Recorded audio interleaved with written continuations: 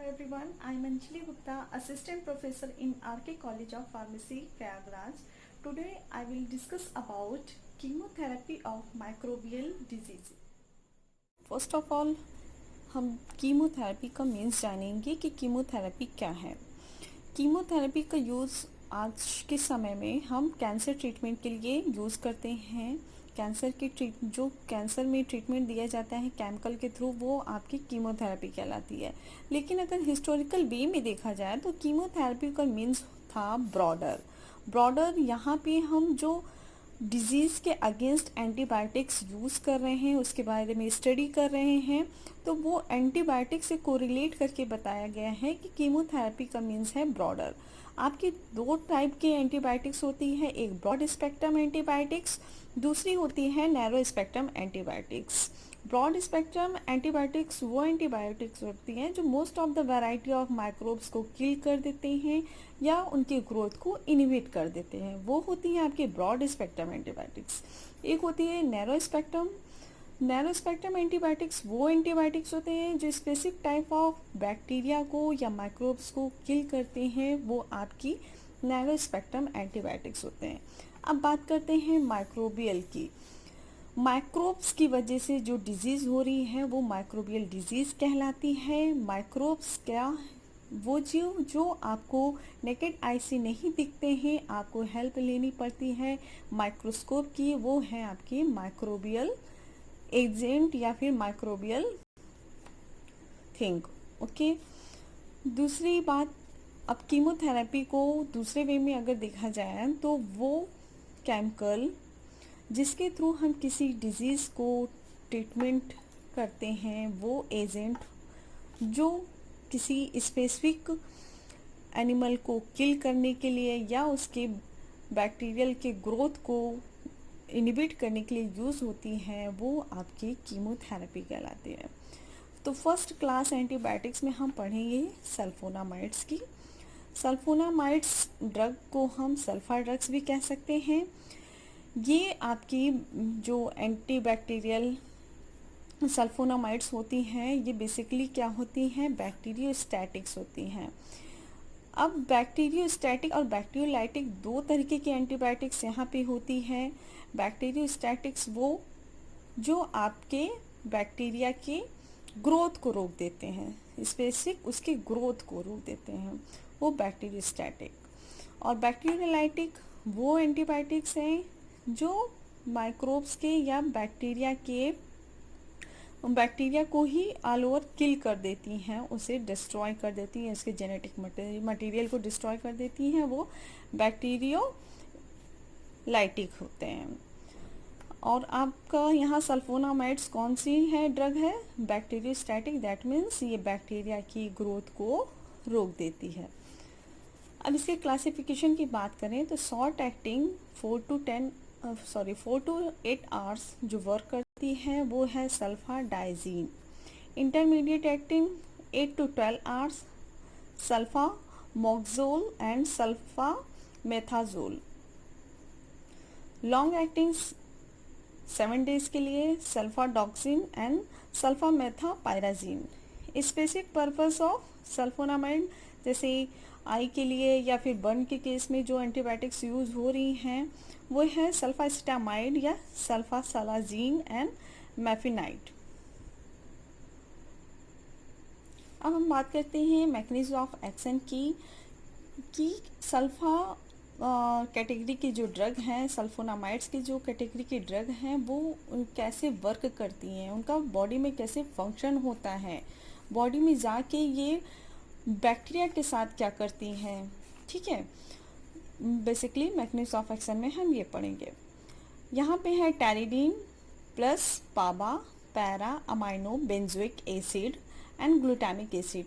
ये तीनों कॉम्बिनेशन या ये तीनों केमिकल कंस्ट्रेंट बेसिकली नीड होती है उनके न्यूट्रिएंट्स की, किसके, बैक्टीरिया के ग्रोथ के लिए ये तीनों बहुत ही इम्पॉर्टेंट होते हैं। इन्हीं तीनों के थ्रू नेक्स्ट स्टेप में ये डाईहाइड्रोक्लोरिक एसिड बनाते हैं, देन डाईहाइड्रोफोलेट सिंथेज एंजाइम के प्रेजेंस में डाईहाइड्रोफोलिक एसिड बनाते हैं, और ये डाईहाइड्रोफोलिक एसिड चेंज हो जाता है टेट्राफोलिक एसिड में, टेट्राहाइड्रोफॉलिक एसिड में then DNA, pyrene and pyrimidine का फॉर्मेशन होता है जो कि बैक्टीरिया के ग्रोथ के लिए रिस्पॉन्सिबल होता है।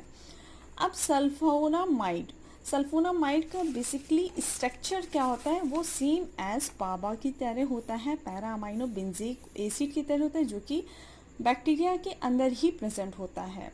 ये सल्फोनामाइड इसे एंटागोनाइज करते हैं क्योंकि ये दोनों के स्ट्रक्चर ऑल ओवर सेम होते हैं।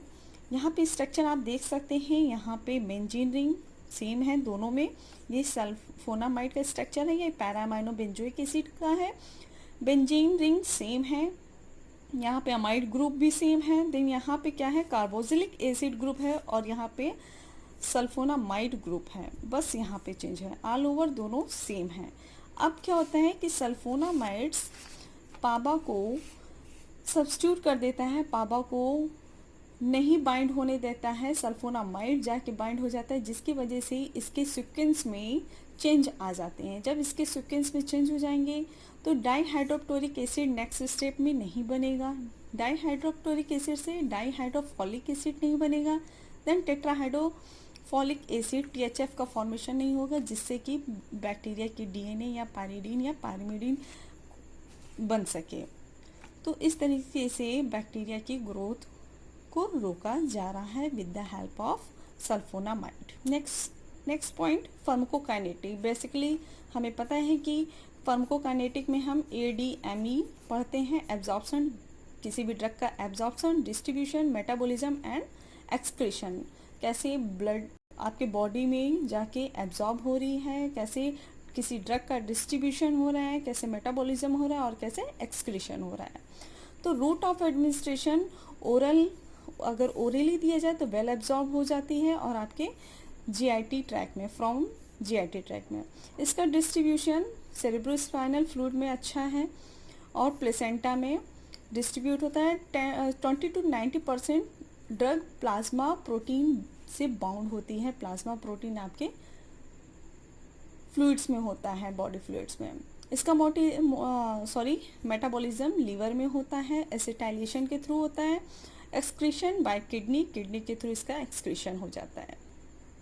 अब बात करते हैं एडवर्स ड्रग रिएक्शन। इस ड्रग के थ्रू क्या क्या ADR हो सकते हैं, क्या एडवर्स ड्रग रिएक्शन हो सकता है। अगर यूरिन सिस्टम पे देखा जाए तो रीनल इरिटेशन कॉज कर सकता है। देन ओलिगूरिया वो कंडीशन है जब यूरिन का फॉर्मेशन यूरिन का फिल्ट्रेशन बिलो 400 ml पर 24 आवर हो, उस कंडीशन को क्या बोलते हैं, ओलिगूरिया। और जो स्टैंडर्ड फिल्ट्रेशन है वो आपका होता है 500 ml पर 24 आवर, लेकिन यहाँ पे बिलो 400 हो तो वो ओलिगूरिया कंडीशन कहलाती है। अगर फिल्ट्रेशन बिलो 100 ml पर 24 आवर है तो ये एनुयूरिया कहलाती है ये कंडीशन। रीनल ट्यूबुलर नेक्रोसिस होता है। Renal tubular necrosis that means आपके ट्यूब्यूल्स में डिस्टल कन्वोल्यूटेड ट्यूब्यूल्स या फिर आपके DCT या प्रॉक्सिमल कन्वोल्यूटेड ट्यूब्यूल्स में नेक्रोसिस हो सकती है सल्फोनामाइड के थ्रू। हीमोपोएटिक सिस्टम में क्या इफेक्ट आता है, बोन मैरो डिप्रेशन हो सकता है। एप्लास्टिक एनीमिया वो एनीमिया है जिसमें कि RBC का फॉर्मेशन नहीं होता है। स्नोफिलिया का अमाउंट बढ़ जाना, इसके सेल्स के नंबर्स बढ़ जाने, और एग्रेनुलोसाइटोसिस WBC का फॉर्मेशन कम होना या फिर amount of WBC, quantity of WBC decrease होना, वो है आपका एग्रेनुलोसाइटोसिस। GIT पे क्या इफेक्ट है, एनोरेक्सिया, भूख नहीं लगेगी, नोजिया, चक्कर आता रहेगा, वोमिटिंग एंड डायरिया, ये आपके GIT इफेक्ट है। इसके थेरापेटिक यूजेस क्या है। In the treatment of urinary tract basically sulfonamide का यूज़ हम UTI के ट्रीटमेंट के लिए कर सकते हैं। यूरिनरी ट्रैक्ट इन्फेक्शन है बैक्टीरिया के थ्रू तो सल्फोनामाइड एंटीबायोटिक्स का यूज़ कर सकते हैं। सिफोडॉक्सिम जो कि लॉन्ग एक्टिंग ड्रग है और इसका कॉम्बिनेशन किसके साथ देते हैं, पायरीमेथामाइन के साथ for the treatment of malaria. Malarial treatment के लिए ये दोनों ड्रग का कॉम्बिनेशन देते हैं। बैक्टीरियल कंजक्टिवाइटिस को ट्रीट करने के लिए सल्फोनामाइड ऑप्थेल्मिक सॉल्यूशन होता है जो कि सोडियम के थ्रू बना होता है। ये ऑइंटमेंट कंजक्टिवाइटिस के लिए यूज़ किया जाता है। मैफेनाइड एसिटेज जो कि आपके बर्न, आपको किसी भी टाइप का वुंड हो, किसी भी टाइप का बर्न हो इन्फेक्शन के थ्रू, वो है आप उसमें यूज़ करते हैं, मैफेनाइड एसिटेट का यूज़ करते हैं। Thank you class. Next day में हम दूसरे एंटीबायोटिक्स का use, mechanism of action detail पढ़ेंगे। Thank you.